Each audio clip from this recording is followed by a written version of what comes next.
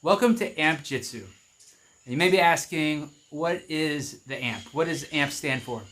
AMP means the alternating movement pattern. And the alternating movement pattern is basically the fundamental pattern of survival. What does that mean? Well, let me ask you a question. When our ancestors needed to feed their children and hunt and forage for food, when our ancestors needed to protect their family and themselves, and when our ancestors needed to shelter and build homes, did they A, strike a yoga pose, B, lift heavy things up and down in the same place, or did they alternate? Did they use the alternating movement pattern? When they were chopping wood, when they were throwing spears, when they were running away or defending the homeland from invaders, they're using the alternating movement pattern. They needed to move. They needed to move with power, efficiency, and balance in order to defeat the opponent, in order to get that meal, in order to efficiently build homes. This is what our ancestors did. In fact, they did more alternating movement pattern than they did anything else, more than sitting around. Okay, our ancestors were amping all the time. So that means that the alternating movement pattern was a way of life.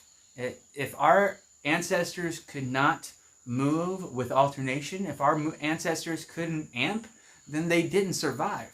Now, what makes humans different than other animals and what it is that put us on top of the food chain is the alternating movement pattern. The alternating movement pattern afforded us different skills and abilities that other animals don't have. I'm talking about running on 2 feet with efficiency. I'm talking about being able to throw and speak without squeaking.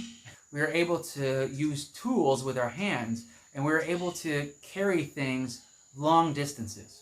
But the main skills that I'm talking about are walking and throwing. Fast forward to today, we have all the machines we need to make sure that we don't have to move hardly at all. And that helps in a lot of ways, but in terms of our body and our minds and our spirits, it's not so great because, again, we were designed to move with the alternating movement pattern, which means that we are healthier and we thrive when we repeat this movement pattern. Now, with all the trends for ancestral eating and paleo and natural movement, I think people have caught on to the fact that doing things the way our ancestors did is actually healthier for us and better for us, and a lot of times more enjoyable. But for some reason, somewhere along the line, modern exercise experts started recommending these movements that are totally not AMP. They're very robotic and they involve zero alternation, zero oscillation, zero reciprocation, and zero rotation. There's zero shun, okay? Which begs the question, how did these exercise experts come up with these non-AMP exercises? What kind of exercises am I talking about? I'm talking about a double push or a double pull. I'm talking about a double bend and a double press.